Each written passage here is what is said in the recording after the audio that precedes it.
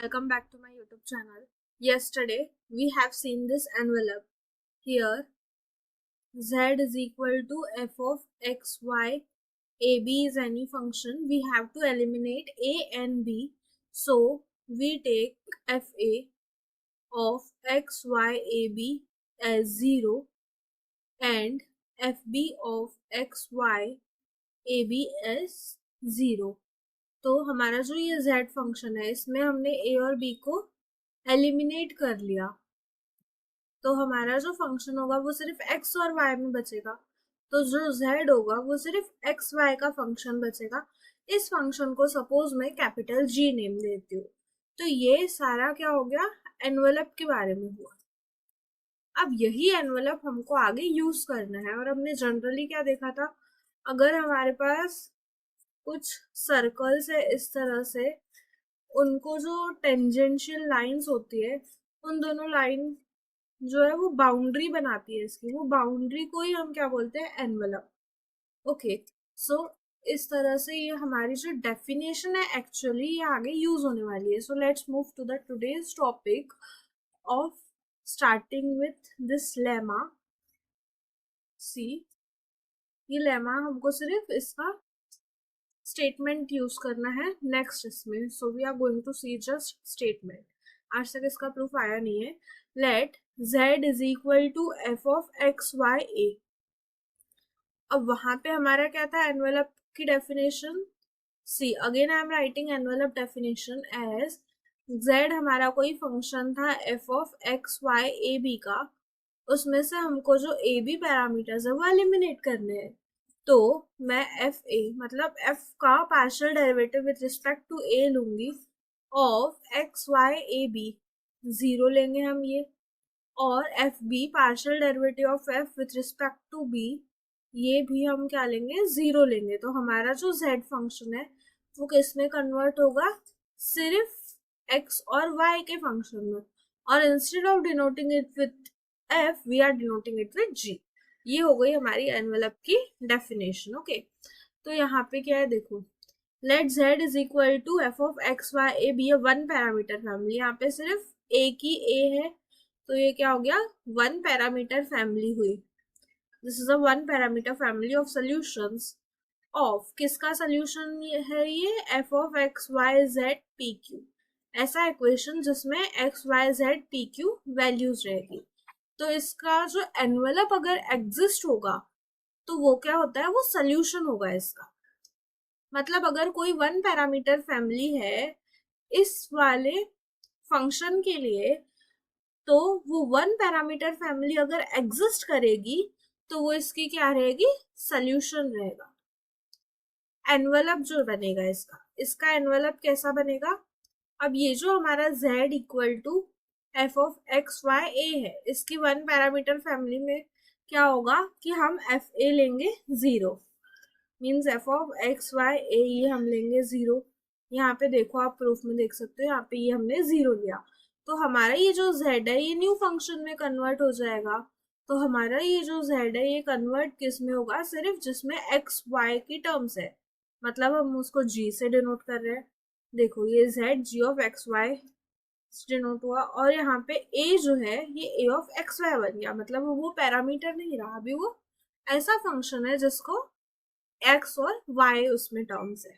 Okay, so ये जो envelope हमको मिला, this envelope is the solution of f of x y z p q। ये इसका सोल्यूशन होगा, इट इज इक्वल टू।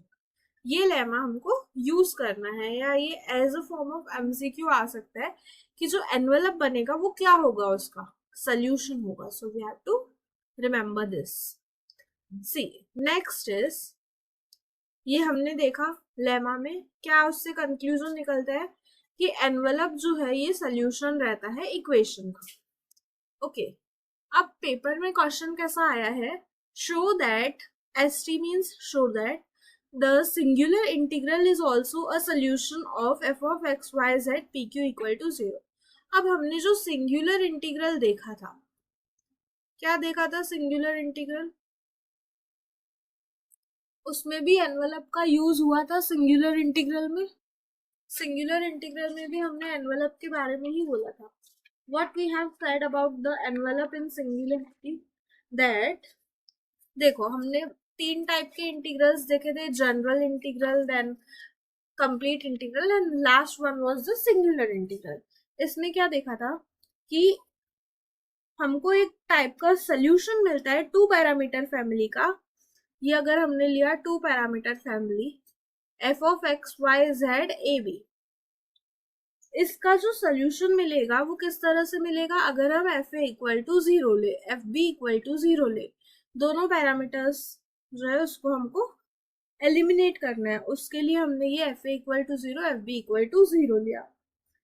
तो इससे हमको एक सोल्यूशन मिलेगा that is the singular integral. और मैंने क्या बताया था, जो पार्शियल डिफरेंशियल इक्वेशन रहता है उसका जो सोल्यूशन रहता है उसको क्या बोलते हैं, it is also known as the integral solution. Okay, why it is known as an integral solution? Because partial differential equation is something like del by del x. Suppose हमने del by del x उसको अगर हमने integrate किया तो integral derivative cancel और जो function मिलेगा that will be the solution. So ये उसका हमने ये इंटीग्रल लिया, therefore it is known as the integral solution. is the singular integral is also a solution. जो हमारा singular integral है वो solution वो भी होगा. जैसे हमारा envelope solution हुआ था वैसे ही singular integral को भी solution हमें prove करना है. So the question was asked in 2017 winter. It was asked that show that the singular integral is also a solution of the partial differential equation f of x y z p q equal to 0. So starting the solution.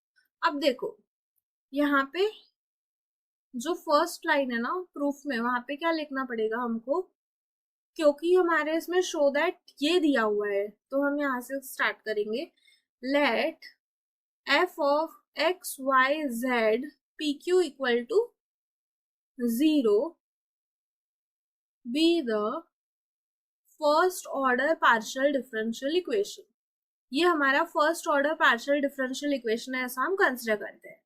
तो हमने complete integral के definition में क्या देखा था, कल का video अगर आप देखोगे तो उसमें क्या देखा था, कंप्लीट इंटीग्रल के बारे में, कंप्लीट और पर्टिकुलर इंटीग्रल के डेफिनेशन में देखा था कि अगर हमारे पास कोई first order partial differentiable equation है F of x Y Z P Q equal to 0, तो 2 parameter family of solution z is equal to F of x Y A B, ये क्या होगा, कंप्लीट इंटीग्रल होगा इक्वेशन 1 का.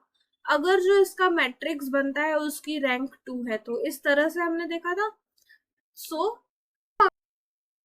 that the envelope of the 2 parameter family if it exists is also a solution. So ये हमने सबसे पहले z equal to F of x Y A b complete integral लिया. अब हमको सिंगुलर इंटीग्रल सोल्यूशन बताना है, लेकिन सिंगुलर इंटीग्रल में तो एनवेलप का यूज हुआ था. तो अगर हमने बता दिया कि एनवेलप सोल्यूशन है तो वो इम्प्लाई क्या करेगा कि सिंगुलर इंटीग्रल भी सोल्यूशन है. तो हम ये इनडायरेक्टली बता रहे हैं यहाँ पे कि ये सोल्यूशन है. सो सबसे पहले हम एक एनवेलप लेंगे. जो हमने एनवेलप की डेफिनेशन लिखी थी वही यहाँ पे लिखना है फिर से. z is equal to F of x Y A B, ये लिया हमने. a और b को एलिमिनेट करने के लिए f of x Y A B 0 लिया. b को एलिमिनेट करने के लिए f b of x Y A b equal to 0 लिया.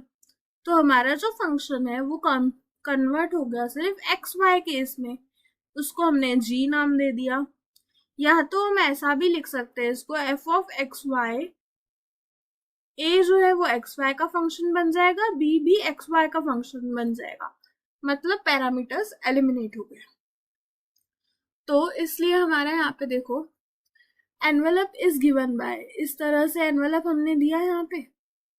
After that a of xy और b of xy they are obtained from equation number 2 and 3 by solving for a and b in terms of x and y.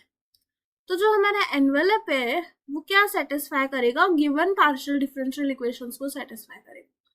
अब देखो अगर हमारा gx equal to F x plus F a into a x plus F b of b x इस तरह से है, ये हमारा एनवेलप इसको सेटिस्फाई करेगा, ये हमको अज्यूम करना है।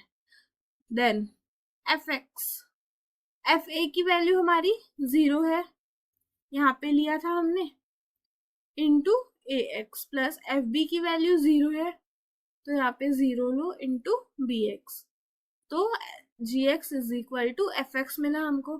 वैसे ही हम जी वाई को अज्यूम करेंगे F Y plus F A Y plus F B Y. Again G Y is equal to F Y plus F A की वैल्यू यहाँ से हम 0 लेंगे, 0 into A Y plus F B की value यहाँ से फिर से 0 लेंगे, सो 0 इंटू बी वाई, तो हमको जी वाई क्या मिला, एफ वाई मिला। So here we get g x is f x, g Y is f y. ये क्या शो करता है कि envelope will have the same partial derivatives as the member of family। अब ये g हमने फंक्शन को कन्वर्ट किया तो ये क्या हो गया, फैमिली बन गया।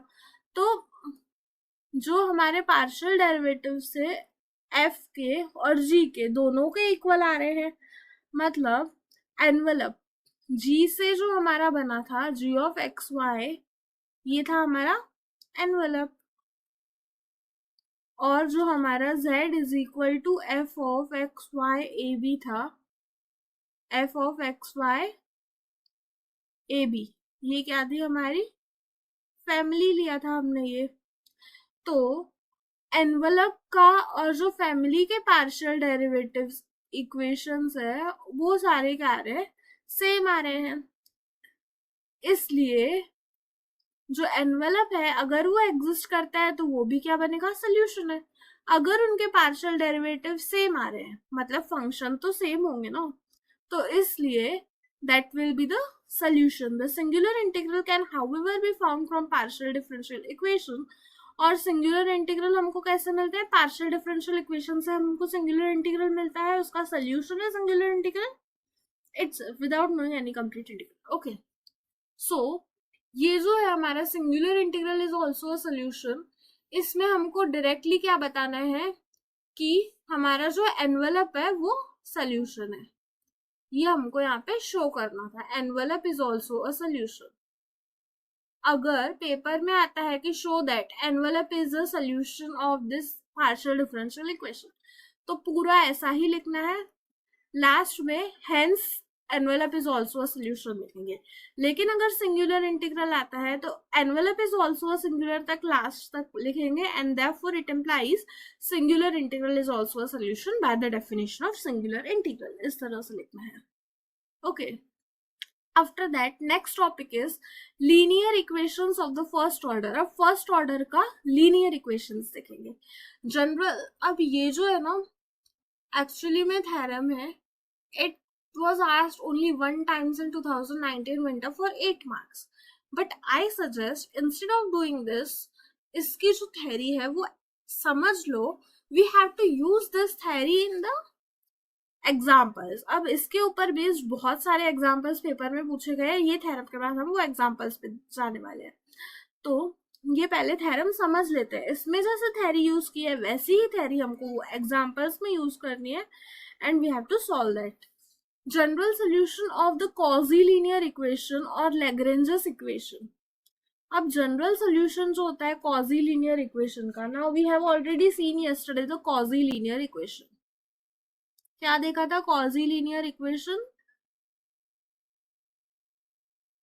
कॉजी linear equation is the first order partial differential equation जो कि P और Q में लीनियर होगा, और उसका फॉर्म कैसा था, P of x Y z P, Q of x Y z Q is equal to R of x Y z. कल हमने देखे थे ना linear equations, semi linear, quasi linear, non linear equation, उनमें से फर्स्ट था लीनियर इक्वेशन जो कि P Q और Z में लीनियर था। फिर देखा था सेमी लीनियर जो P और Q में लीनियर था, और P और Q के जो कोएफिशिएंट्स थे वो X और Y के फंक्शंस थे। उसके बाद क्वाजी लीनियर देखा था जो P और Q में लीनियर और उसका ये वाला फॉर्म था। उसके बाद नॉन लीनियर देखा था जो P और Q में लीनियर नहीं थे, ओके तो ये कॉजी लीनियर देखा था हमने, यही दिया हुआ है the general solution of the quasi linear equation. ये कॉजी लीनियर इक्वेशन यहाँ पे लिखा हुआ है। यहाँ पे पी क्यू आर ई क्या है, कंटिन्यूअस डिफरेंशिएबल फंक्शंस है एक्स वाई जेड के, and they are not vanishing simultaneously. अब ये जो कॉजी लीनियर इक्वेशन है इसका जनरल सोल्यूशन किस तरह से दिया हुआ है, F of you we equal to zero. Quasi linear equation का general solution F of you we equal to zero से दिया जाता है, जहां पे एफ कोई भी आर्बिट्ररी डिफरेंशिएबल फंक्शन है यू एंड वी का, और यू की value is nothing but c1, v of x y z is c2। Okay और u और v हम किस तरह से फाइंड करेंगे, आर्बिट्ररी इक्वेशन से। कौन से इक्वेशन से सॉल्व करेंगे हम, dx upon p dy by q dz by r। इनको सॉल्व करने पे दो इक्वेशंस मिलेंगे। फर्स्ट इक्वेशन को नाम देंगे u of x Y z equal to the any constant, और दूसरे इक्वेशन को नाम देंगे v of x Y Z is equal to c2। अब ये जो थ्योरम है या इसके ऊपर जो बेस्ड एग्जांपल्स है, हम कैसे पहचानेंगे कि वो इसी फॉर्म के, तो हमको फॉर्म पहचानने आना चाहिए। कॉजी लीनियर इक्वेशन रहना चाहिए, मतलब वो p और q में लीनियर रहेगा, और p q r जो है वो एक्स वाई जेड के फंक्शंस रहेंगे। Okay so we should know this much. ये अगर थ्योरम का स्टेटमेंट भी याद कर लिया ना तो it is too much enough, because proof is about of 3 pages, proof 3 pages का है। सो लेट्स सी, स्टार्ट करते हैं। Given partial differential equation capital P of x Y z P plus Q of x Y z Q is equal to R of x Y z. ये था हमारा given partial differential equation, मतलब capital P small p capital Q small q is equal to R, इस तरह से था। And we have to show that f of you v is equal to zero, ये इसका सोल्यूशन है, जहाँ पे u की वैल्यू क्या है, u of x Y Z is equal to c1, and ये v क्या है हमारा, v of x Y Z is equal to c2। और u और v कहाँ से मिलेंगे हमको, dx upon p dy upon q dz upon r। इनको सॉल्व करने पे हमको u और v दो मिलेंगे। इनको सॉल्व कैसे करेंगे हम, डिफरेंशियल इक्वेशन डिफरेंशिएट करके।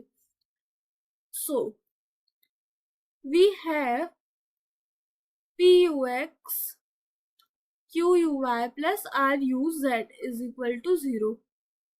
यहां से हम कंसिडर करेंगे, see what we have considered, ये जो गिवन है इससे हमने ये कंसिडर किया कि pux plus qy plus ruz equal to zero.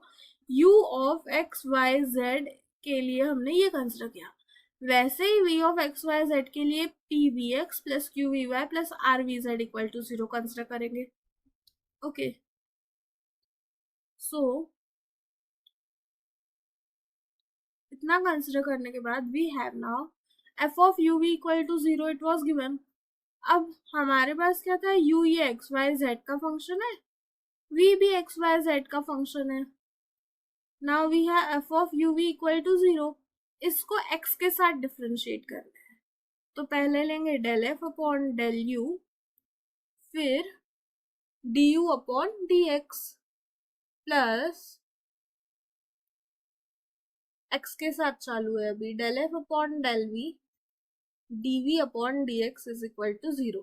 Okay so del F upon del U, अब u का x के साथ, मतलब इसको x के साथ करना है, so it is del you upon del x plus del you upon del z into d u into del u, sorry del you upon del z into del z upon del x, and del z upon del x is nothing but p, तो इसकी जगह पे हम p लिखेंगे, plus del F upon del v into del you upon del x plus del you upon del z into del Z upon del X. अब del Z upon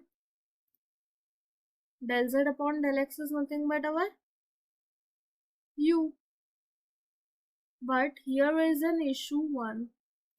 यहाँ पे देखो सॉल्व करने के बाद सॉरी p बराबर है, यहाँ पे del Z upon del x आया था and this is nothing but p, तो यहाँ पे हमने p लिखा and right side is 0. So ये हमारा फर्स्ट इक्वेशन मिला. यहाँ पे ये जो हम सॉल्व किया हुआ. सिमिलरली ये वाला सॉल्व करेंगे विथ रिस्पेक्ट टू y के साथ करने पे del f upon del u, x की जगह पे y आ जाएगा and other will be same. Okay, यहाँ पे एक प्रॉब्लम है कि यहाँ पे q चाहिए. ओके, क्योंकि p की जगह पे q आता है, यहाँ पे p की जगह पे q आता है. So here made a correction that q यहाँ पे चाहिए. देन ये हमको एलिमिनेट करना है del f upon del u, del f upon del v. ये वाला लिखेंगे first. del u by del x is ux, del u by del z is uz and p. Other terms ये यहाँ पे लिखेंगे. ये वाली टर्म यहाँ, this term here, and that is equal to 0 because हमको ये एलिमिनेट करना है तो उसका डिटर्मिनेंट 0 आएगा. एंड नाउ अब ये डिटर्मिनेंट को कैसे सॉल्व करेंगे? ये दोनों टर्म्स का multiplication minus this two terms. Okay, and this will be equal to 0. Then इसका ये ब्रैकेट को एक्सपांड करेंगे हम.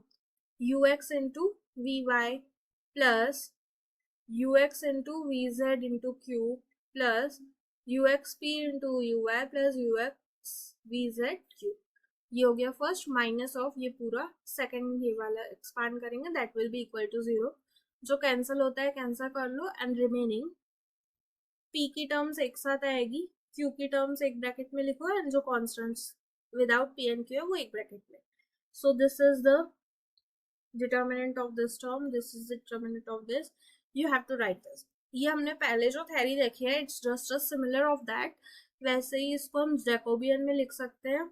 del of uv del xy. अगर मैं इसको सॉल्व करूँ तो it is nothing but ux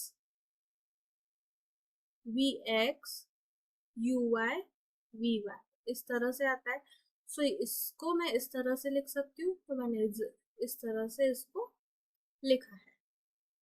So transforming and rearranging the terms, we get del uv upon del yz into p, यानी ये टर्म हमने फर्स्ट लिखी, plus second term is this. And ये देखो यहाँ पे क्या किया है, just a simple thing, but यहाँ पे मैंने डायरेक्ट लिखा है because it was already done before. del uv upon del xy is equal to minus p into del uv upon del zy plus, अब राइट साइड में shift हुआ तो minus आएगा, del uv upon del xz. देखो हमारा order x y z की तरह रहता है, तो यहाँ पे z इंटू वाई मीन्स उल्टा है ऐसा ऑर्डर.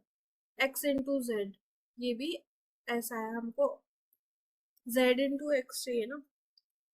एक्चुअली थिंग इज यहाँ पे माइनस है, हमको इसको प्लस में कन्वर्ट करना है. So we are just doing here p del uv. अब डिनोमिनेटर्स के जो है वो इंटरचेंज कर लो, so you will get the plus.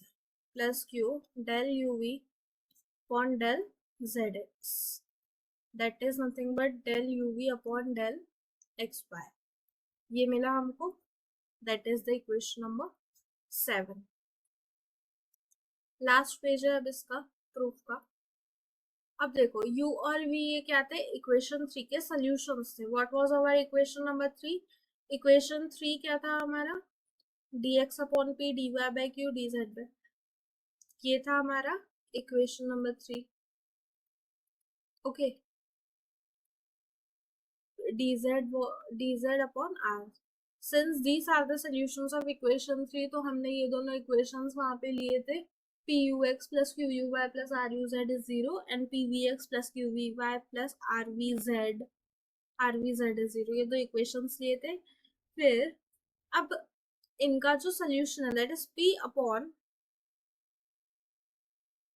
अब ये जो फर्स्ट डिटर्मिनेंट हमने निकाला, देखो p के अपॉन में ये वाला आएगा, q के अपॉन में ये आएगा एंड r के अपॉन में ये आएगा. So we have to just write the solution of these equations like this. So this is our equation number 8. Then from 7 and 8, 7 से हमको क्या मिल रहा है, ये इक्वेशन था 7 एंड दिस इज अवर 8, दोनों को अगर हम इक्वेट, क्या मिलेगा, P into p plus Q into q is equal to R, तो ये हमारा गिवन पार्शियल डिफरेंशियल इक्वेशन होगा. So hence f of uv equal to 0 is the solution of the given partial differential equation. ये जो theorem है, मतलब हम कैसा एग्जांपल्स में प्रोसीड करेंगे वो ये थ्योरम बताते हैं. बट थ्योरम जो है वो डायरेक्टली नहीं समझती है जब तक हम उस पर बेस्ड एग्जांपल ना देखें. तो first example we are going to see here, find the general solution of this equation. अब पहले तो थ्योरम यूज करने के लिए हमको कॉजी लीनियर फॉर्म देखना पड़ेगा. ये इक्वेशन कॉजी लीनियर फॉर्म में है क्या, है ना, P capital P into small p plus capital Q into small q equal to R, है ना. और P Q R क्या थे, एक्स वाई जेड के फंक्शन थे. तो ये इस तरह से है. इससे कंपेयर किया तो हमको कैपिटल P की वैल्यू x मिलेगी, कैपिटल Q की वैल्यू y मिलेगी एंड कैपिटल R की वैल्यू z मिलेगी, वो हमने यहाँ पे लिखा.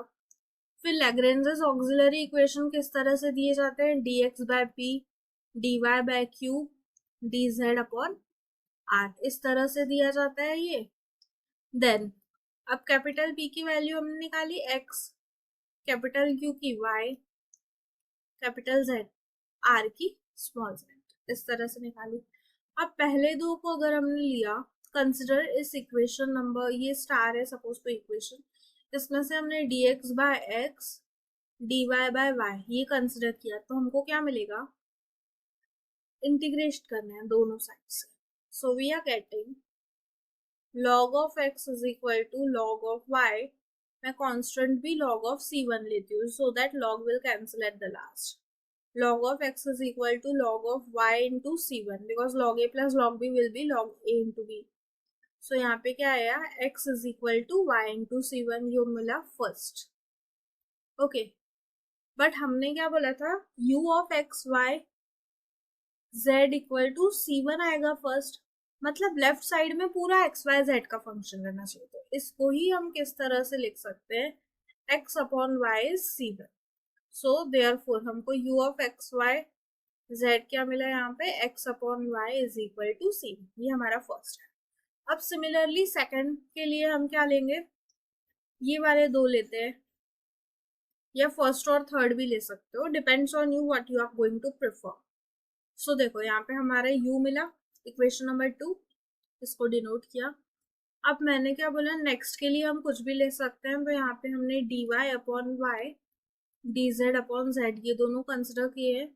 दोनों को इक्वेट कर लो, दोनों को इक्वेट करने, दोनों को इंटीग्रेट कर लो.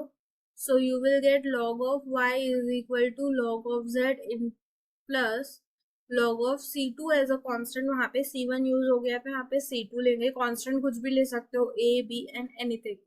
सो y is equal to z into c2, y upon z is c2, इसको हम नाम देते हैं v of x y z is equal to y upon z is equal to c2. और हमारा जनरल सोल्यूशन क्या है, f of u v is equal to 0. फिर हमने u क्या निकाला था, x अपॉन y, v क्या निकाला, y upon z. that is the given, that is the required solution. f of x y y z is 0. तो अब इससे हमको क्या पता चलता है कि ये जो सोल्यूशन है, इस जनरल सोल्यूशन होगा, इसका ये सोल्यूशन कैसा हुआ, जनरल हुआ. फिक्स्ड हुआ क्या, no, it is not a fixed. Why it is a general, क्योंकि कोई, हमने फर्स्ट और सेकंड ये लिए थे, फिर सेकंड और थर्ड लिए, कोई फर्स्ट और थर्ड भी ले सकता है ना. तो आंसर जो है वो वेरी करता है, that will be the varying answer. सबका आंसर सेम आएगा नहीं, 2-3 टाइप्स के आंसर आएंगे. सो इसलिए this is the general solution, इसलिए इसको जनरल सोल्यूशन बोलते हैं. अनदर फॉर्म क्या है जनरल सोल्यूशन का, हम दूसरे फॉर्म में भी लिख सकते हैं, z is equal to g of x Y, इस तरह से हमने लिया था. तो z is equal to y into g of x by y, इस तरह से ये भी एक टाइप का सोल्यूशन हो सकता है, क्योंकि हमारा u क्या मिला था, u of x Y Z is nothing but x by y. तो यहाँ पे उन्होंने क्या लिया है कि z is equal to y को एज इट इज रखा और यहाँ पे सिर्फ g ऑफ u लिया।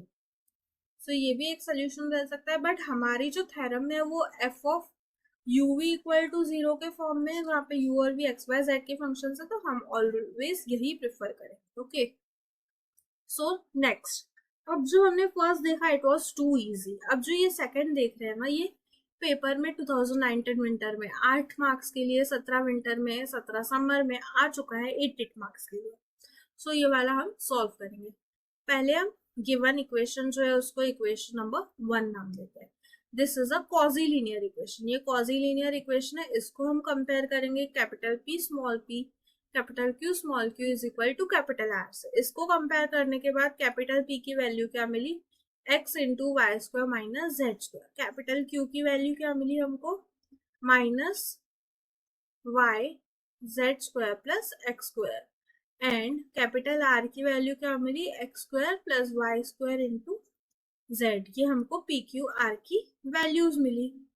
अब ये पी क्यू आर की वैल्यूज मिलने के बाद लैग्रेंजेस ऑक्सिलरी इक्वेशन लिखते हैं, dx upon p dy upon q dz upon r। इस तरह से हम इक्वेशंस लिखते हैं। देन dx अपॉन p की वैल्यू लिख लो, x y square minus Z square is equal to dy upon q की वैल्यू क्या आएगी, minus Y Z square plus x square it is equal to dz upon r की value means x square plus Y square into z. इसको हम suppose नाम देते हैं auxiliary equations को इक्वेशन नंबर 2।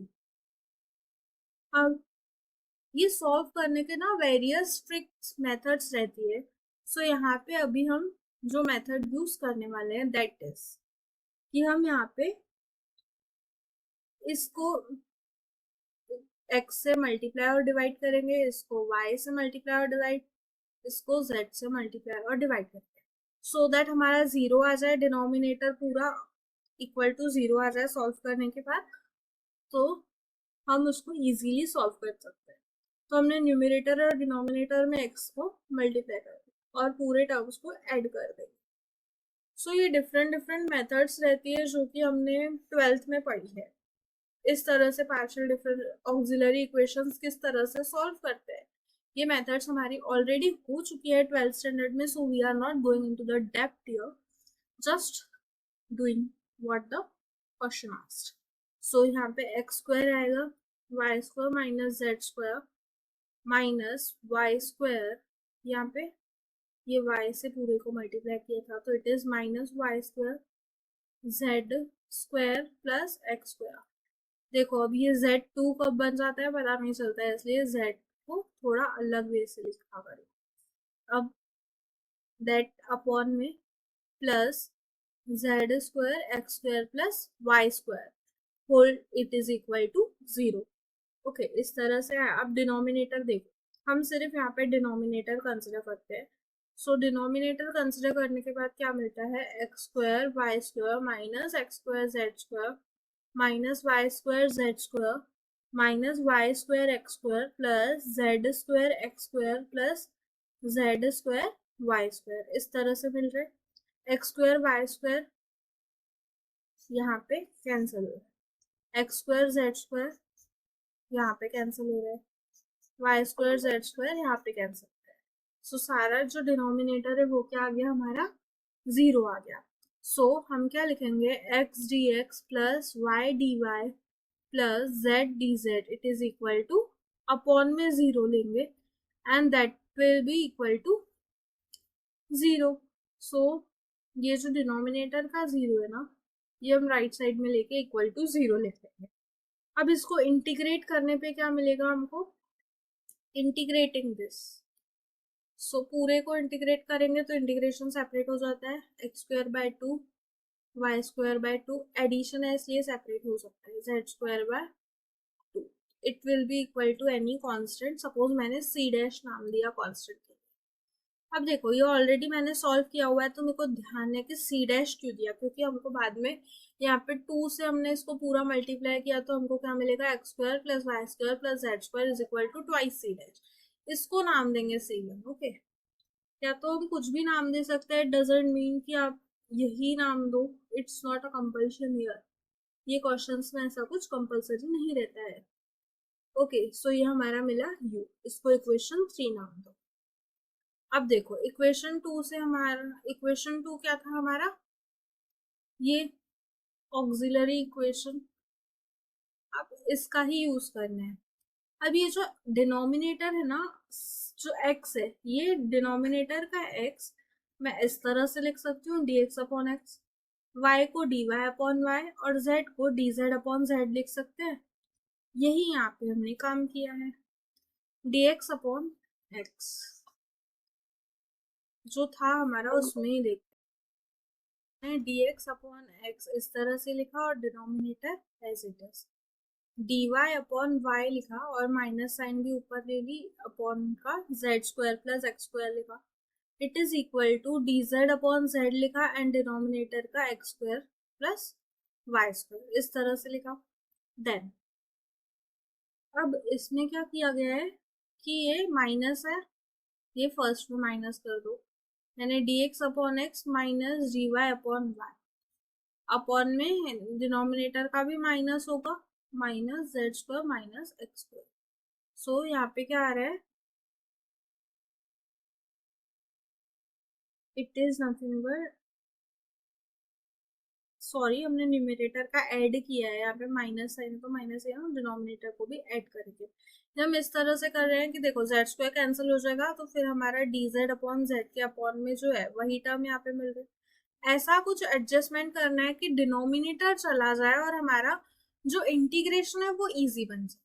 तो यहाँ पे इंटीग्रेशन इजी बन जा रहा है, देखो ये जेड स्क्वायर कैंसिल हुआ, सो क्या मिला, dx upon X minus dy upon Y, denominator में X square plus Y square, इधर भी X square plus Y square है, दोनों का डिनोमिनेटर कैंसिल, सिर्फ न्यूमरेटर की टर्म्स बचेगी।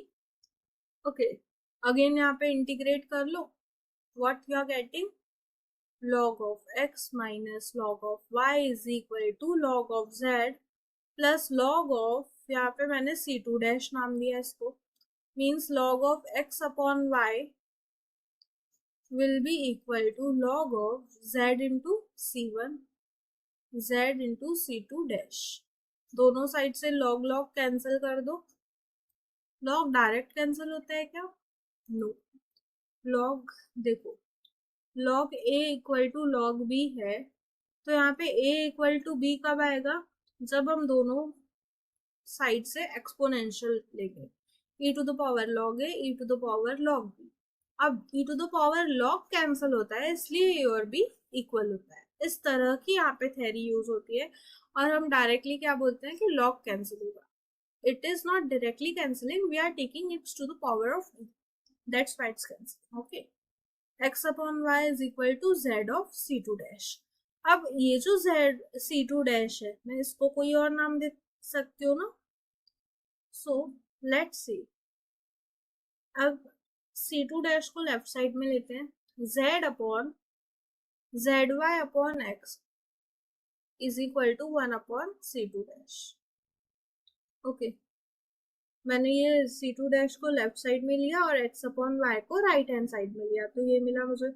अब c2 डैश को मैं नाम देती हूँ c2 and it is nothing but yz upon x। Okay, yz upon x is c2, इसी को हमने नाम क्या दिया, v of x y z। ये हमारा इक्वेशन नंबर 4 हो गया। अब इक्वेशन 3 और 4 से हमको u और v की वैल्यूज मिल गई, तो हमारा general solution f of u v equal to 0 रहता है। सो यहाँ पे f ऑफ u की वैल्यू लिखो, क्या थी u की value, x square plus Y square plus z square. v की वैल्यू क्या थी, y z upon x, y z upon x, it is equal to 0। So ये हमारा रिक्वायर्ड जनरल सोल्यूशन। अगर आपके पास कोई और मेथड है इसको सॉल्व करने की, तो यू कैन सॉल्व।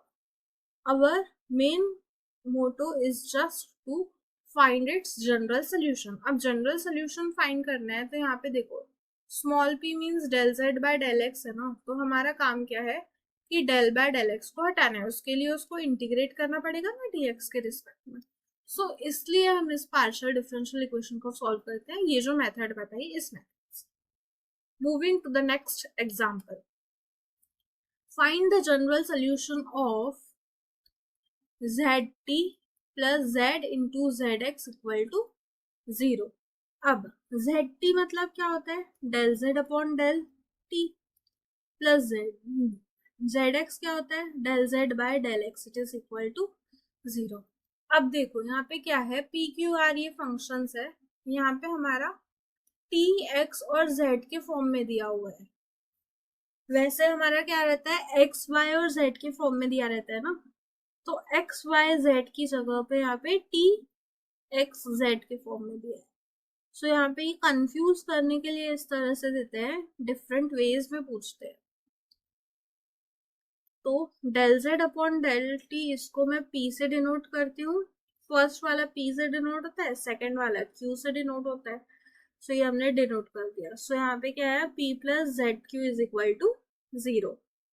ओके, यहाँ पे p पुट किया तो यहाँ पे आया p plus z q is equal to 0। अब इसको हम क्वाजी लीनियर इक्वेशन है तो इसको कंपेयर करेंगे capital P small p capital Q small q is equal to r से। कैपिटल P यहाँ पे कोएफिशिएंट 1 है तो यहाँ पे कैपिटल P 1 मिलेगा, Q स्मॉल q का कोएफिशिएंट z है तो कैपिटल Q हमको z मिलेगा, और राइट हैंड साइड 0 है तो कैपिटल R की वैल्यू 0 मिलेगी। ओके, अब ऑक्सिलरी इक्वेशंस क्या रहते थे, dx by p, dy by q, dz by r।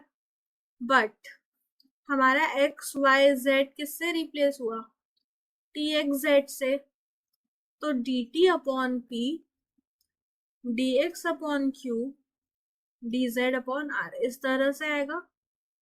अब p की वैल्यू थी 1, q की वैल्यू थी z, r की वैल्यू थी 0। सो हमको करना क्या है कि हमको इजी वे में मिलना चाहिए, तो हम इन दोनों को कंसिडर करते हैं। तो dz upon 0 is equal to dx upon z। अब ये 0 को राइट हैंड साइड में मल्टीप्लाई कर दिया तो dz इज 0 मिला, मतलब z इक्वल टू कोई कांस्टेंट, तो u of x y z is equal to the constant c1 and it is equal to z। यहाँ पे सिंपली dz इक्वल टू 0 के लिए यहाँ पे इंटीग्रेट किया था dz से, तो हमको क्या मिला, z equal to the constant. Okay, तो ये हमारा u हो गया। अब नेक्स्ट के लिए हम क्या कंसिडर करेंगे, फर्स्ट और सेकंड को कंसिडर करते हैं, क्योंकि देखो अगर मैंने फर्स्ट और थर्ड कंसिडर किया तो वापस से ये 0 मल्टीप्लाई हो जाएगा और हमको dz इज 0 मिलेगा। सो फर्स्ट और सेकंड लेना पड़ेगा।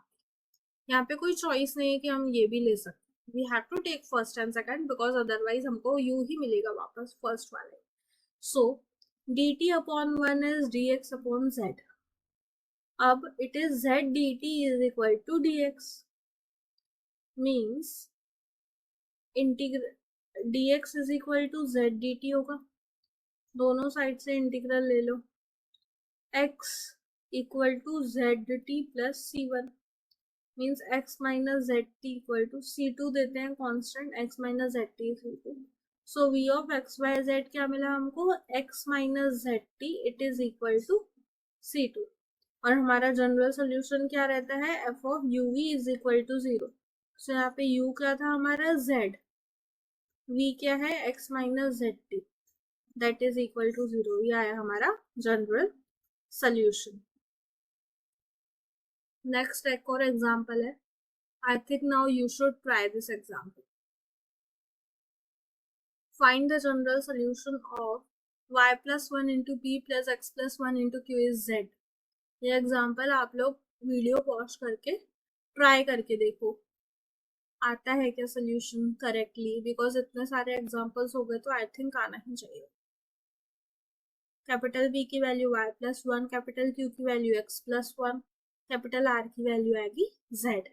Auxiliary equations dx upon p, dy by q, dz upon r, मतलब dx upon y plus 1, dy upon x plus 1, dz upon z, इस तरह से आएगा। फर्स्ट टू हम यहाँ पे कंसिडर करते हैं। सो dx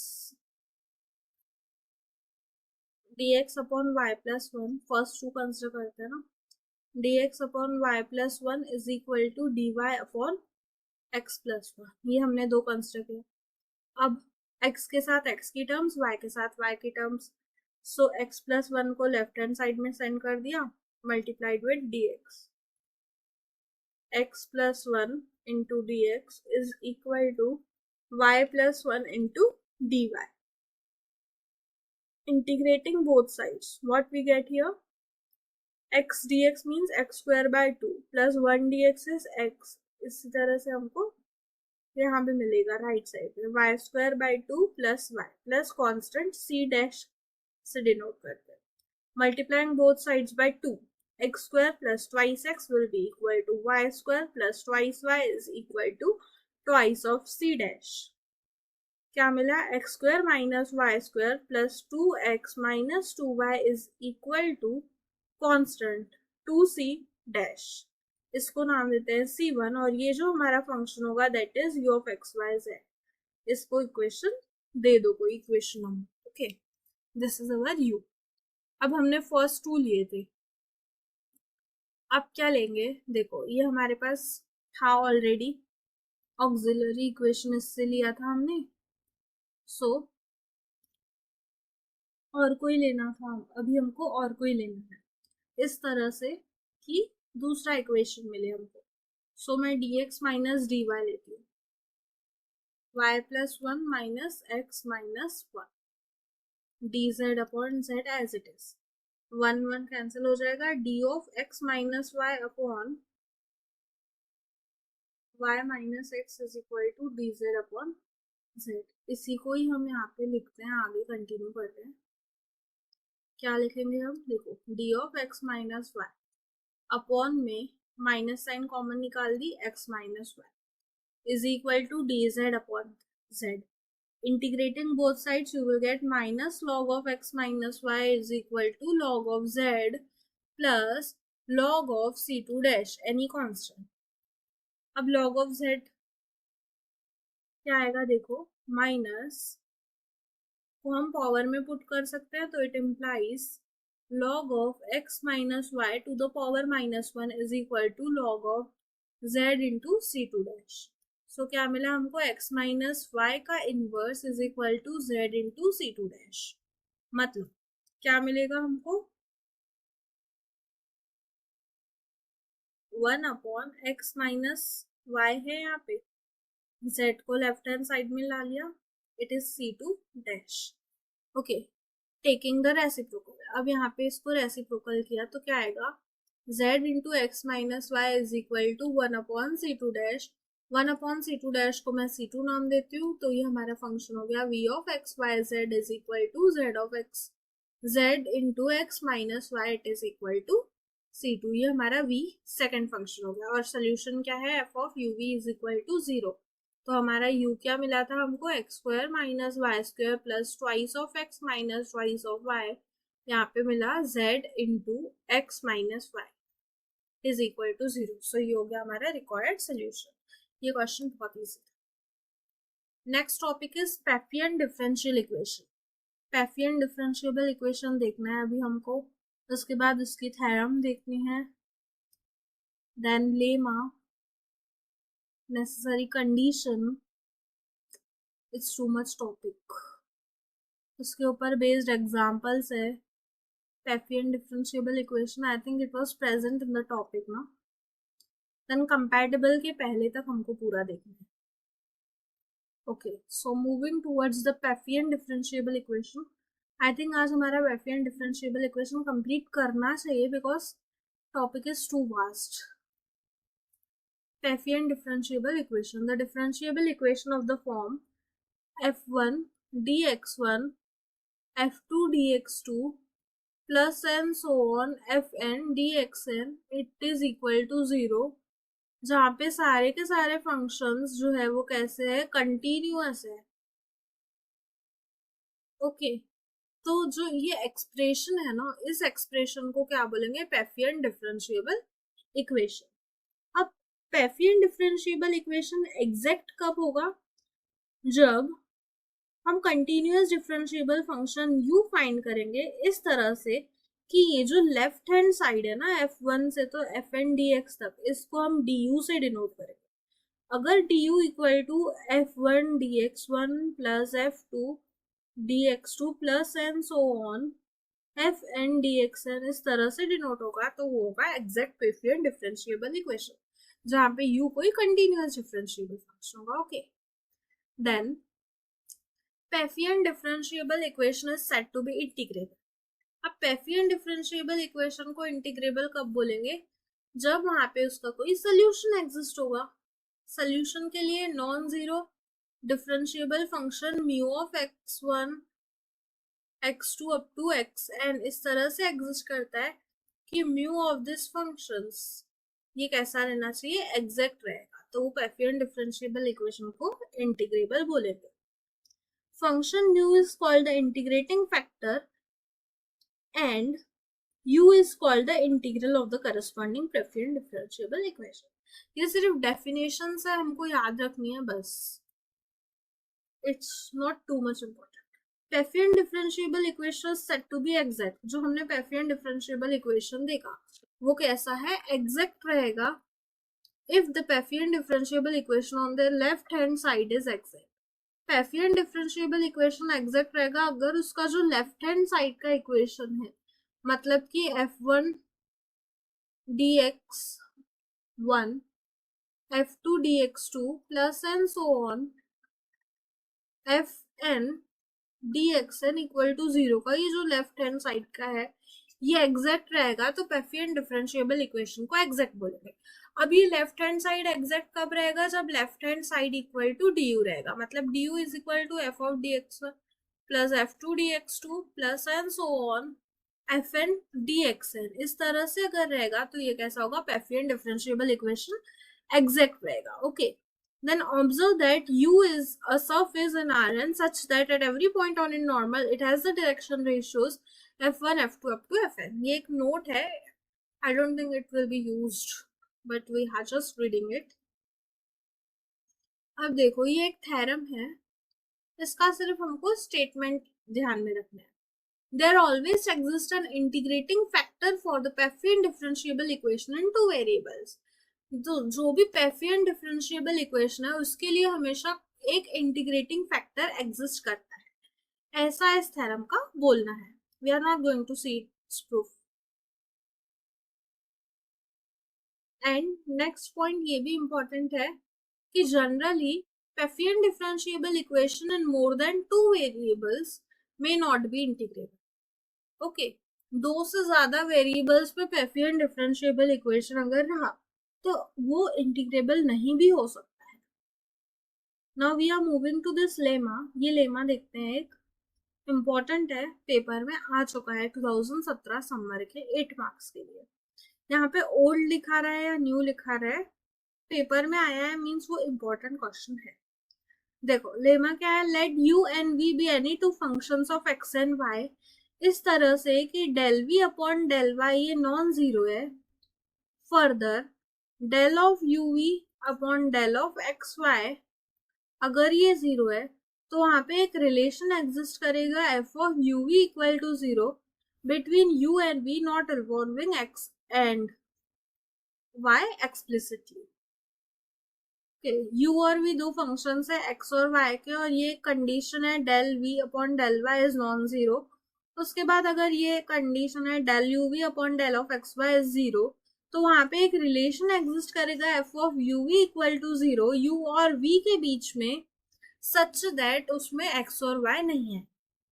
हमको क्या बताना है? x and y are not involving here, ये हमको यहाँ पे प्रूफ करना है. ओके, सो प्रूफ में देखते हैं क्या लिखते हैं.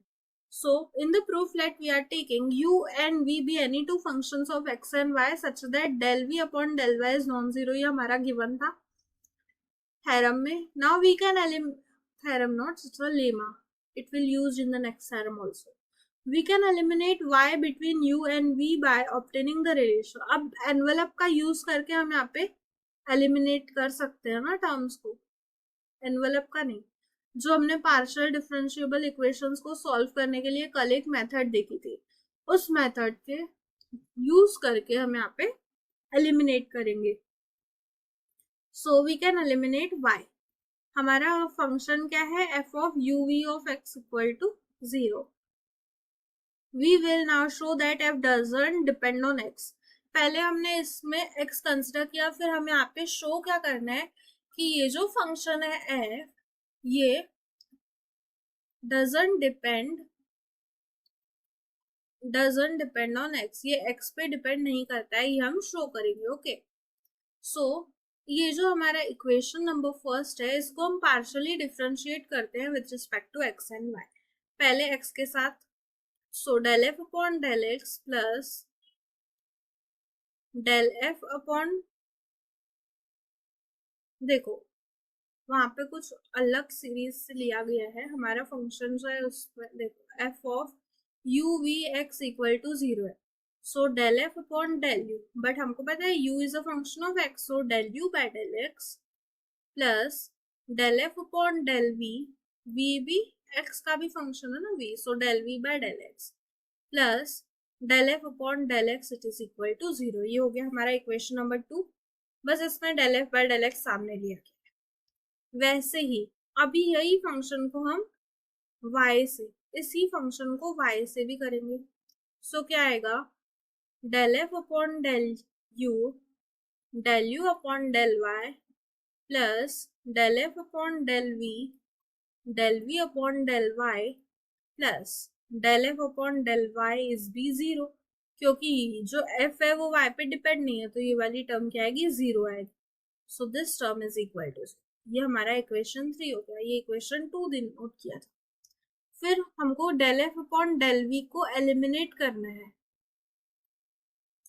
Del F upon del v को एलिमिनेट करना है, ये वाली टर्म।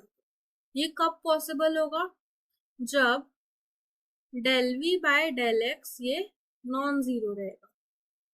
तो इसके लिए हम क्या करने वाले हैं, देखो इक्वेशन 2 को हम del we upon del y से मल्टीप्लाई करेंगे, इक्वेशन 3 को del we by del x से मल्टीप्लाई करेंगे। हमको ये del F upon del v eliminate करना है ना, तो दोनों सेम करने चाहिए, तो इसको del we by del y से मल्टीप्लाई करेंगे और ये वाली टर्म को del we by del x से मल्टीप्लाई करेंगे, सो दैट दोनों इक्वल हो जाए एंड सब्ट्रैक्शन करने पे कैंसलेशन हो जाए। ओके, तो ये हम इक्वेशन 2 को और 3 को मल्टीप्लाई और सब्ट्रैक्ट करते हैं। देखो क्या आ रहा है, इक्वेशन 2 में del we upon del, so del F upon del x ये as it is multiplied by del we by del Y, यही term plus second term as it is del we by del Y multiply, third term as it is del we by del Y multiply and right hand side is 0। Third equation में del we by del x से multiply करना है। Okay, del we by del x, so यहाँ पे del we by del x, del we by del x से multiply किया and it is equal to 0। अब इसको करना है सब्ट्रैक्शन। सब्ट्रैक्शन करने के लिए हम क्या यूज करते हैं, जो हमारा सेकेंड टर्म रहती है ना, देखो यहाँ पे हमने सब्ट्रैक्शन लगाया, तो ये जो सेकेंड टर्म रहती है यहाँ पे प्लस था, इसकी माइनस हो गया, प्लस का माइनस हो जाता है, सो ये first term as it is यहाँ पे आएगी। सेकेंड टर्म में del F upon del u, del F upon del u common आएगा एंड ये टर्म माइनस ये टर्म आएगी एंड थर्ड टर्म देखो पूरी सेम है तो पूरा cancel, so first term minus plus second term is 0, इस तरह से आया।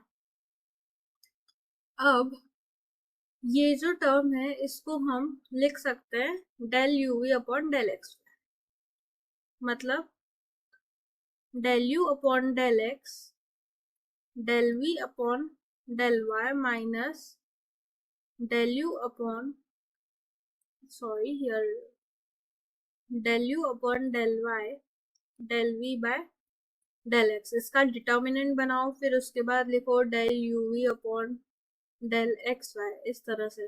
देखो u और v लेंगे अपॉन के x और y लेंगे, इस तरह से। तो यहाँ पे ये लिख लिया, लेकिन हमारा गिवन क्या था, लेमा में गिवन था ना, if further this term is 0, ये टर्म 0 दी हुई थी। ओके, ये टर्म 0 दी हुई थी, सो यहाँ पे ये term it will be equal to 0, but del we upon del Y क्या था हमारा, नॉन जीरो था ना, del we by del Y. So ये टर्म 0 होने के लिए, अगर ये टर्म नॉन जीरो है तो ये बची टर्म 0 होनी ही चाहिए ना, अदरवाइज वो 0 होगा ही नहीं। So del F upon del x is 0 है। अब del F upon del x 0 है, इसको अगर मैंने इंटीग्रेट किया तो क्या मिलेगा, f is equal to constant, f को ही कॉन्स्टेंट मिलेगा। मतलब फंक्शन एफ किसी पे डिपेंड है क्या, इंडिपेंडेंट है ना वो एक्स पे। आंसर में एक्स आ ही नहीं रहा है, तो f is independent on x. So where the function, अगर हमने फंक्शन क्या लिया था, F of you v x it is equal to 0, ये यहाँ पे हमको क्या मिला कि एफ इज कॉन्स्टेंट, मतलब वो इंडिपेंडेंट है एक्स पे, इंडिपेंडेंट ऑन एक्स। तो एक्स पे इंडिपेंडेंट है तो वहां पे एक फंक्शन एग्जिस्ट होगा f of you we equal to 0, such that उसमें एक्स और वाई एक्सप्लिसिटली इंक्लूड नहीं होंगे। अब जैसे मैंने यहाँ पे एक्स के लिए शो किया, वैसे ही F of you V Y भी ले सकते हैं ना। यहाँ पे भी हमको क्या मिलेगा, फंक्शन कांस्टेंट ही मिलेगा। सेम प्रोसीजर से अगर फॉलो करेंगे तो यहाँ पे ये क्या आएगा, इंडिपेंडेंट आएगा y पे। तो ये जो फंक्शन एग्जिस्ट हुआ ये कैसा है, explicitly doesn't involve x and y, दोनों में एक्स और वाई इन्वॉल्व नहीं है। ये हमारा लेमा था। सेकंड लेमा भी है एक, ये दोनों लेमास हमको नेक्स्ट थ्योरम में यूज करना है। सो ये लेमा भी देख लेते हैं।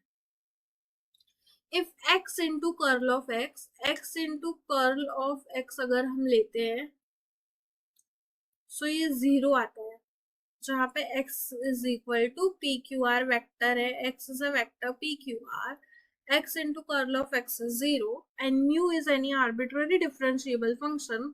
अगर ये इस तरह से x कर्ल x इज 0, तो mu x bar into curl into mu x bar is also 0।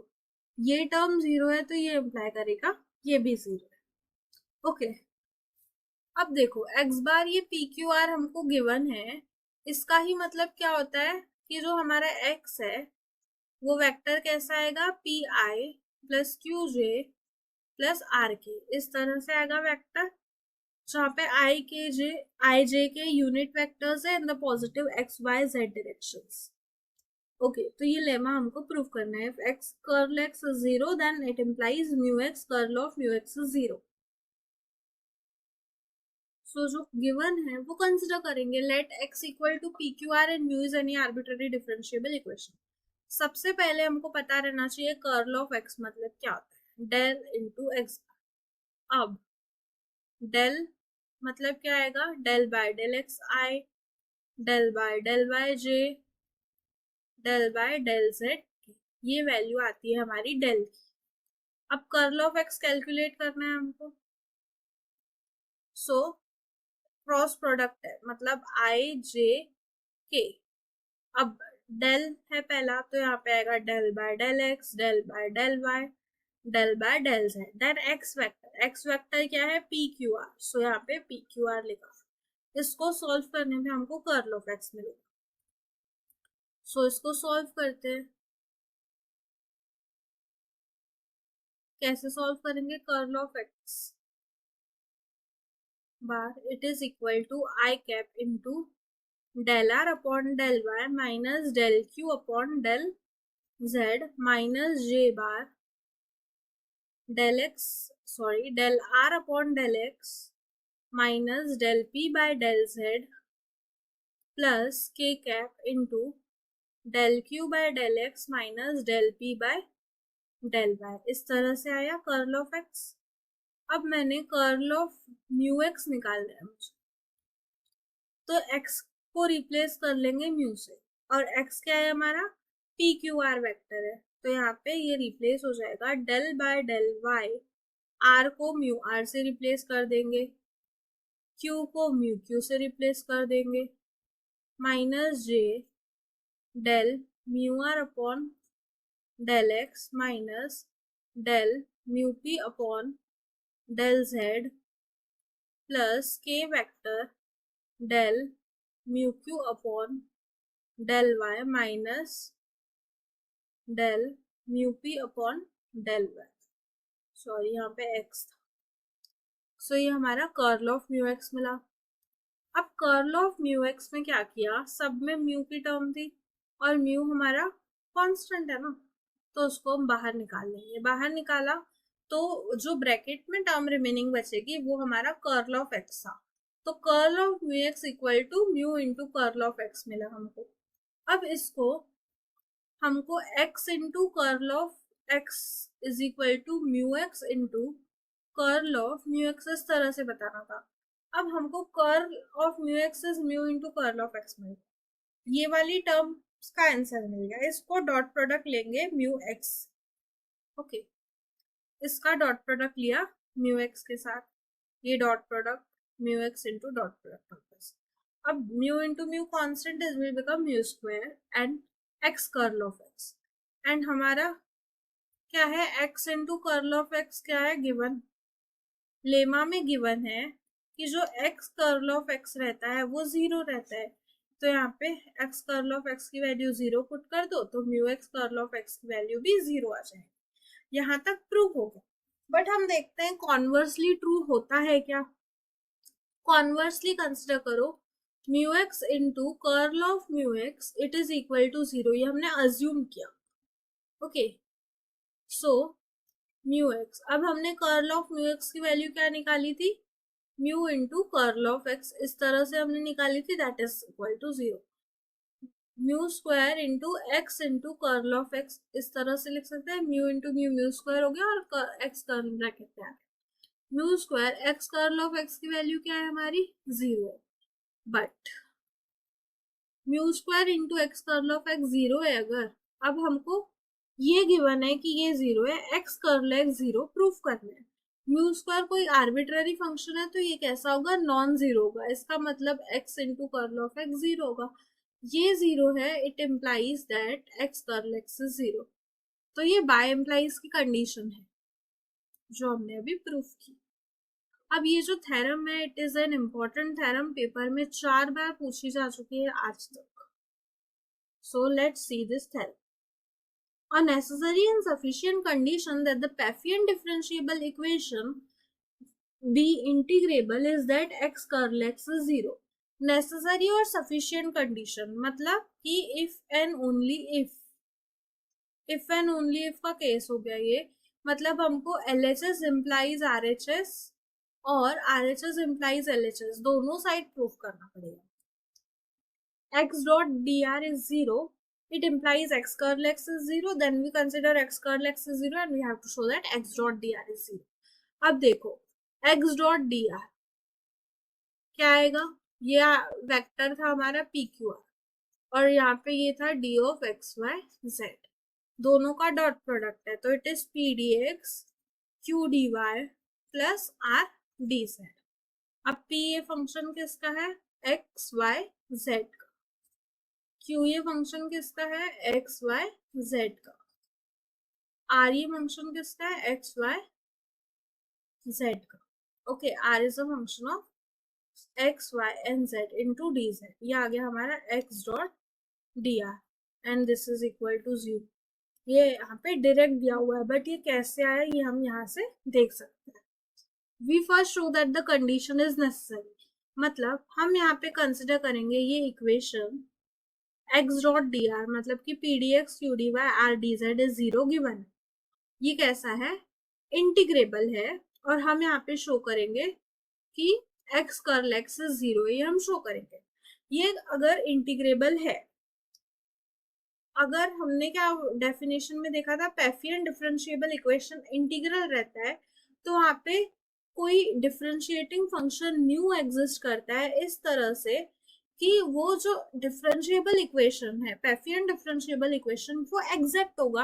अब पैफियन डिफरेंशिएबल एग्जैक्ट कब होगा इक्वेशन, जब उसका लेफ्ट हैंड साइड ये डी यू के इक्वल रहे, जहाँ पे u of x Y Z कोई एक डिफरेंशिएबल फंक्शन है। ये देखा था ना हमने, integrable Pfaffian differentiable equation is integrable, उसकी डेफिनेशन में देखा था। So D U is equal to mu of x Y Z कोई फंक्शन एग्जिस्ट करता है into P D x Q D Y plus R D Z, इस तरह से हम यहाँ पे कंसिडर करेंगे, जहाँ पे mu of x Y z क्या है हमारा, नॉन जीरो है, कोई आर्बिट्ररी फंक्शन है, नॉन जीरो। अब u ये फंक्शन है एक्स वाई जेड का, तो यहाँ से हम du निकाल सकते हैं. du is del u by del x into dx, del u by del y into dy, del u by del z into dz.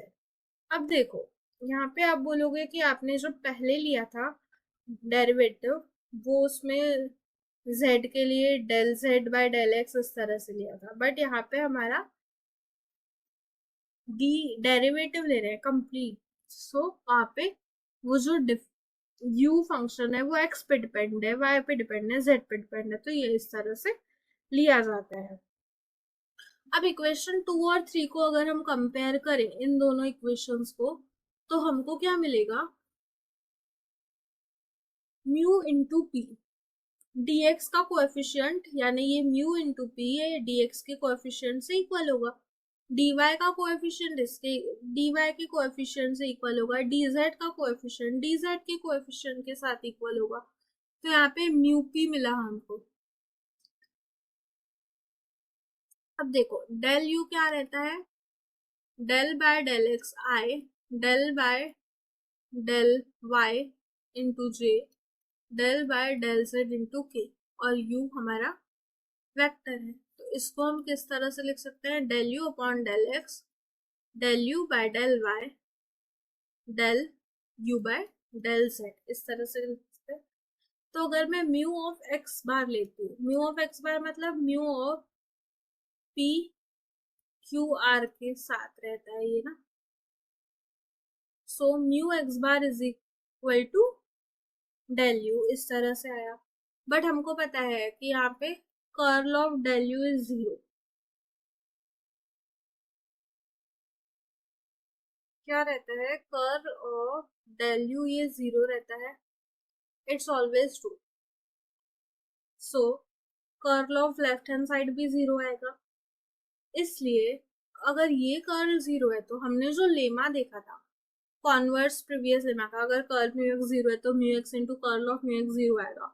उससे हमको ये मिल जाएगा x into curl of x is 0. Previous lemma जो हमने देखा था ना, वहां से ये हम यहाँ पे बता सकते हैं. तो यहाँ पे ये प्रूफ हो गया. देन कॉन्वर्सली देखना है हमको अभी. कॉन्वर्सली क्या आएगा, कंडीशन इज सफिशिएंट प्रूफ करना है. अब यहाँ पे हमको x curl of x is 0 दिया है, और हमारा जो पेफियन डिफरेंशिएबल इक्वेशन है वो एग्जैक्ट है, वो शो करना है. To prove that the equation is integrable, suppose z is treated as a constant. Suppose करो z constant है, तो उसका जो डेरिवेटिव है वो 0 आएगा. So equation 1 जो है हमारा, equation 1 क्या था, what was our equation 1, that p dx q dy plus r dz equal to 0, ये हमारा इक्वेशन 1 था. dz 0 हो गया, तो यहाँ पे p D x plus q D y equal to 0 मिलेगा. क्योंकि पेफियन डिफरेंशिएबल इक्वेशन दो वेरिएबल्स में जो रहेगा वो ऑलवेज इंटीग्रेबल रहता है. ये एक इम्पॉर्टेंट पॉइंट है, ये नोट कर लो. पेफियन डिफरेंशिएबल इक्वेशन अगर दो वेरिएबल्स में, तो वो हमेशा इंटीग्रेबल रहता है. तो यहाँ पे इसका जो सोल्यूशन रहेगा वो कंसिडर करते हैं v of x Y Z is C. ये सोल्यूशन इंटीग्रेबल हो गया. देन वहां पे non zero differentiable function mu exist करेगा. Del you by del x is mu P, del we by del Y is mu Q. अब ये जो है ना, ये पूरी थ्योरी ये यहाँ पे लर्न करनी पड़ती है. Remember, you have to remember. ये थ्योरी कहाँ से आई, उसका बहुत बड़ा है पीछे का reason. We are not going to see here everything. यहाँ पे इतना, ये पूरी थ्योरी यहाँ से जो है वो रिमेम्बर रखनी है आपको. ये थ्योरी आगे एग्जाम्पल्स में भी यूज होने वाली है. सो यहाँ पे अगर नहीं समझता है तो एग्जाम्पल में एक बार समझ जाएगा, उसके बाद वो यहाँ पे आके पीछे थ्योरम देखेंगे तो you will get what does this theorem. u of x Y Z is c1, इस तरह से इसका सोल्यूशन है. तो वहाँ पे non differentiable functions exist, non zero differentiable function del you by del x is mu P, del you by del Y is equal to mu q. ये exist करेंगे, डायरेक्टली लेने हैं हमको. इक्वेशन 1 जो था p D x Q D y R D z, उसमें हमको mu से मल्टीप्लाई कर दिया, तो ये इक्वेशन है. फिर म्यू पी की वैल्यू है हमारी del you by del x, ये पुट कर दी। म्यू क्यू की वैल्यू है del you by del y, ये पुट कर दी। और mu r D z as it is रहेगा। But del you by del z हमने यहाँ पे क्या कंसिडर किया था, जीरो कंसिडर कर। Mu is a function of x Y z. Del we by del z यहाँ पे हम अज्यूम करेंगे जीरो है। सो यहाँ पे क्या लिखेंगे हम, del you by del x d x plus del you by del y d z plus del you by del z d z is equal to, दोनों साइड में हमको ये टर्म एग्जिस्ट करनी है। सो दैट दोनों side हम ये terms exist कर रहे हैं, मतलब देखो हमारा जो ऊपर था वो लिखते हैं पहले हम, del you upon del x into d x, del you upon del y into d Y plus mu r into d z is equal to zero. अब del you by del x into d x, del you upon del y into d Y plus del you by del z into d z minus del you by del z into d z, last term mu r D z is zero. ये दोनों terms हमने यहाँ पे adjustment किए। अब del you by del x into d x, del you by del y into d y, del you by del z into d z, यहाँ तक as it is. अब लास्ट की दो टर्म्स है उसमें से mu r minus del you by del z लिखा और डी जेड कॉमन निकाला। यहाँ पे ये दोनों टर्म्स एडजस्टमेंट है, ये आपको याद रखना है क्योंकि हमने ये ऑलरेडी जीरो लिया था। देन ये जो हमारा मिला इसको हम के से डिनोट करेंगे। So D u plus k d z is zero. अब हमको गिवन है कि x dot curl of x zero है, इसलिए लेमा के हिसाब से mu x into curl of mu x भी जीरो आएगा। सो यहाँ पे हम म्यू एक्स कंसिडर करेंगे। म्यू एक्स क्या था हमारा, p Q r. So mu x क्या आएगा, mu p mu q mu r, इस तरह से आया म्यू एक्स। सो अब म्यू पी की वैल्यू थी del you upon del x del you by del y mu r. यहाँ पे देखो हमने के से डिनोट किया था ना, तो यहाँ पे क्या आएगा, म्यू आर की वैल्यू अगर हम निकाले तो it is k plus del you upon del z, की हम यहाँ पे पुट करेंगे k plus del you by del z, मतलब कि del you by del Z plus k, ये हमने यहाँ पे पुट कर दी। अब ये जो के वेक्टर है इसको हमको अलग करना है, तो mu x is del you by del x del you by del Y del you by del Z plus zero zero k, हम इस तरह से लिख सकते हैं क्योंकि एडिशन है। Mu of x is equal to this is nothing but del u plus zero zero k, इसलिए हमारा जो mu x into curl of x लिखेंगे, म्यू एक्स की वैल्यू ये, मतलब कि ये लिख सकते हैं ना, म्यू एक्स की वैल्यू ये लिखी हमने। Then curl of mu x, curl of mu x की वैल्यू क्या आएगी, इसका कर्ल लेना है हमको। कर्ल ऑफ म्यू एक्स क्या आएगा, curl of this term is zero, so curl of zero zero के। अब कर्ल ऑफ जीरो जीरो के क्या आएगा, कर्ल ऑफ जीरो जीरो के मतलब mu into zero zero del into zero zero के, it is nothing but equal to i j k del by del x del by del Y del by del z और zero zero के। तो इसको अगर हम solve करेंगे तो हमको क्या मिलेगा, फर्स्ट टू टर्म्स तो जीरो मिलेगी, थर्ड टर्म एग्जिस्ट करेगी I think so, del k by del Y minus, simply इसको क्या करना है, हमको सॉल्व करना है। सी इसको सॉल्व करने के बाद हमको क्या मिलेगा, i into del k by del Y minus zero आएगा माइनस जे इंटू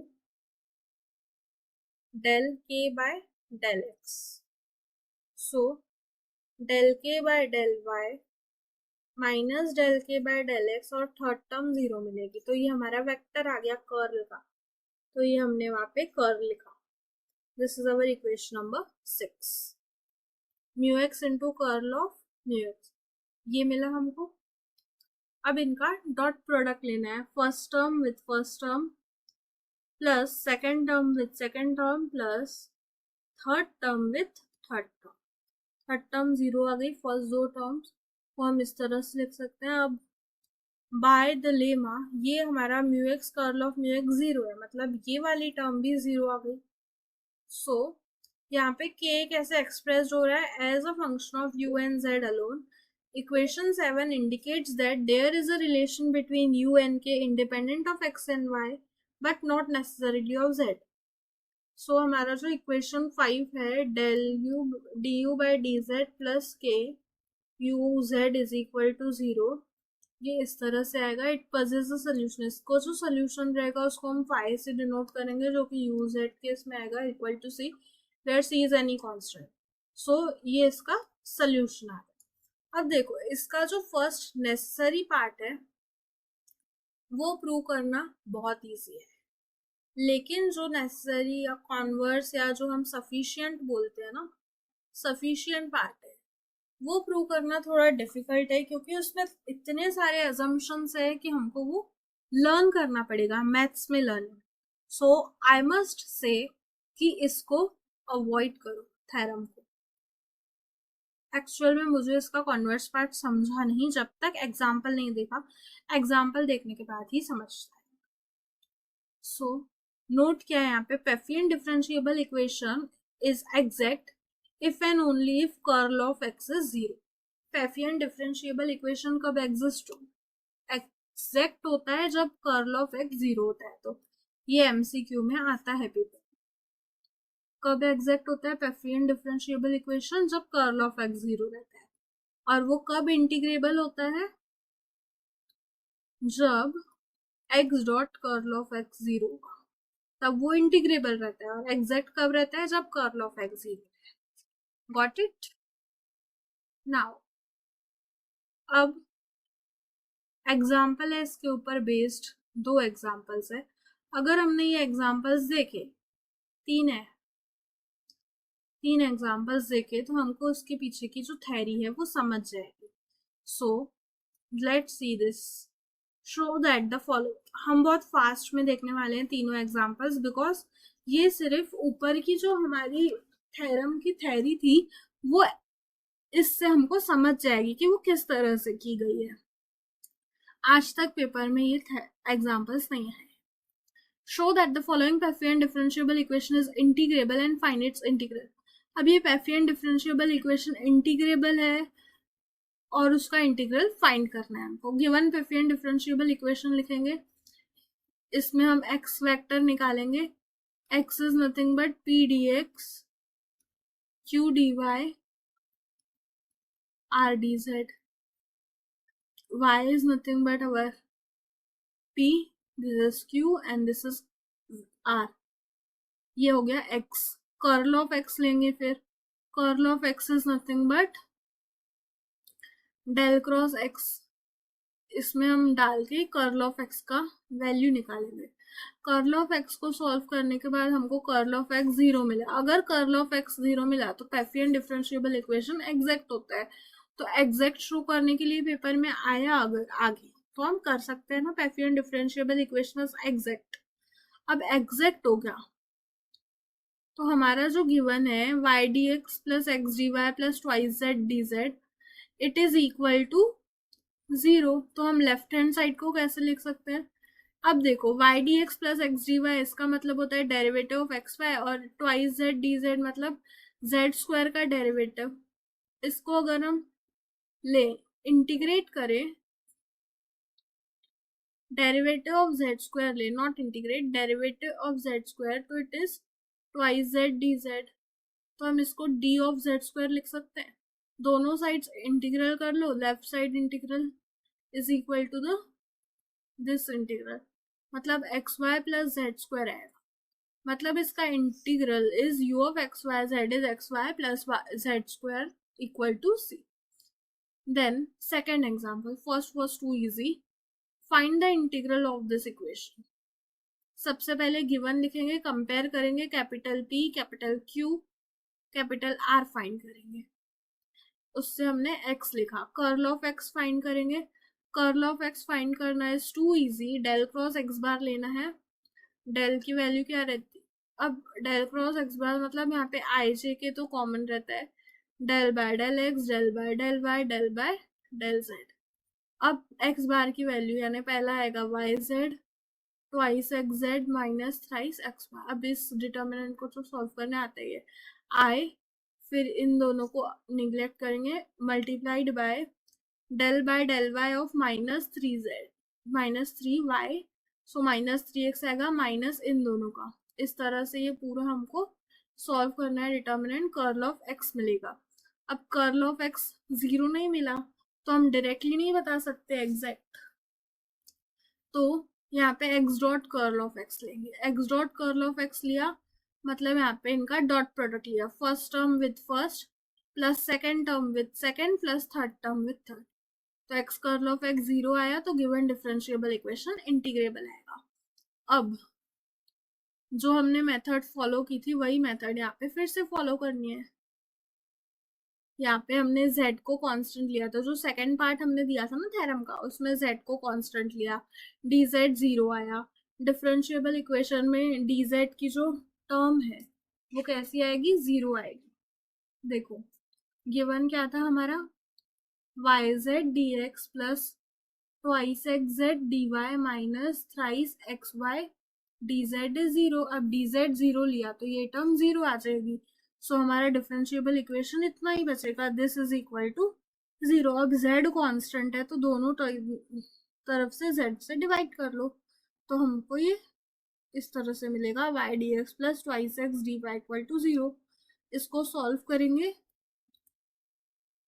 इंटीग्रेशन लेंगे, you will get one equation. उस इक्वेशन को हम कैपिटल U से डिनोट करेंगे। जो हमने थ्योरी में था वैसा ही थ्योरी और ये साइमल्टेनियसली किया तो समझ जाता है। नॉन जीरो डिफरेंशिएबल इक्वेशंस हमने कंसिडर किए थे वहां पे दो, del you by del x is mu P, del you by del Y is mu Q. अब u की वैल्यू ये है, इसका x के साथ डिफरेंशिएट तो वाई स्क्वायर बचेगा, y square is equal to mu into p. P की वैल्यू क्या थी, वाई जेड। सो यहाँ से y square is mu into Y Z, यहाँ से हम सॉल्व करेंगे तो म्यू की वैल्यू निकलेगी। फिर हमने अज्यूम क्या किया था, दोनों में से कोई भी एक, इन दोनों में से कोई भी एक सॉल्व करो, म्यू की वैल्यू निकालो। देन हमने के की वैल्यू ये अज्यूम की थी, उसमें म्यू की वैल्यू, आर की वैल्यू, del you by del z ये पुट करो and you will get the k. और फिर हमने लास्ट में एक इक्वेशन अज्यूम किया था, del you upon d u by d z plus k u z equal to 0। इस इक्वेशन में पुट कर दो वैल्यूज, के की वैल्यू जो है वो पुट कर दो एंड इसको सॉल्व करो। इसका जो सॉल्यूशन आएगा वो लिख लो एंड उसको इंटीग्रेट करो। सो वो जो रिक्वायर्ड होगा that will be the integral of the Pfaffian differential. ये इसके बाद एक नेक्स्ट क्वेश्चन भी है, ये एग्जाम्पल, ये लास्ट एग्जाम्पल है इस टॉपिक का। Show that the following Pfaffian differentiable equation is integrable and find its integrable. Integral हमको इसका फाइंड करना है और ये इंटीग्रेबल है वो भी शो करना है। गिवन डिफरेंशिएबल इक्वेशन लिखेंगे, इसको p D x Q D y R D z equal to 0 से कंपेयर करेंगे। p की वैल्यू, q की वैल्यू, r की वैल्यू हमने यहाँ पे लिख ली। Then curl of x find करेंगे। कर्ल ऑफ x फाइंड करने के बाद हमको यहाँ पे क्या मिल रहा है, कर्ल ऑफ x 0 मिल रहा है, मतलब ये डिफरेंशिएबल इक्वेशन एग्जैक्ट है। एग्जैक्ट अगर रहता है तो वो इम्प्लाई करता है वो इंटीग्रेबल है। तो हम सिर्फ अगर हमने शो कर दिया कि it is exact then it is integrable, वो इंटीग्रेबल भी होगा, वो हमको बताने की जरूरत नहीं है। लेकिन अगर आप लिख सकते हो तो लिख लेना यहाँ पे। In fact it can be written as, जो हमारा गिवन है उसको हम ऐसे d of x Y z लिख सकते हैं, मतलब first function as it is derivative of second, first two functions as it is derivative of third, first and third function as it is derivative of second, second and third function as it is derivative of first. इस तरह से है ये function, इसको d of x Y z हम लिख सकते हैं। फिर इसका हम क्या करेंगे, इंटीग्रेटिंग, इंटीग्रेशन क्या मिलेगा, x Y Z is any constant. So ये हमारा फंक्शन मिला। इंटीग्रल क्या मिला, u of x Y Z is equal to x Y Z is equal to c. Next topic है कंपैटिबल सिस्टम। ये हम नहीं देखने वाले हैं बिकॉज ये एनईपी के अकॉर्डिंग सिलेबस में नहीं है। सो ये कंपैटिबल यहाँ पे पूरा इग्नोर करेंगे हम टॉपिक अभी के लिए। कंपैटिबल नहीं देखने वाले हैं। आफ्टर दैट कंपैटिबल के बाद चारपिट्स मेथड भी नहीं है अभी एनईपी के सिलेबस में। सो ये टॉपिक को भी हम नहीं देखने वाले हैं। ये दोनों टॉपिक्स को अभी के लिए छोड़ देते हैं। तो चारपिट्स मेथड ये सब नहीं देखते हैं। उसके बाद नेक्स्ट टॉपिक आता है इट्स द चारपिट्स ही अभी तक चालू, रुको। चारपिट्स मेथड के टाइप्स थे 3। चारपिट्स मेथड के देखो ये टाइप्स भी लिखे हुए हैं, बहुत अच्छे से लिखा हुआ था चारपिट्स मेथड, बट नहीं है तो we will ignore it. Now moving to the next topic Jacobi's method. अब जैकोबीज मेथड है, यहाँ से टोटल 50 पेजेस बाकी है इस चैप्टर में लास्ट।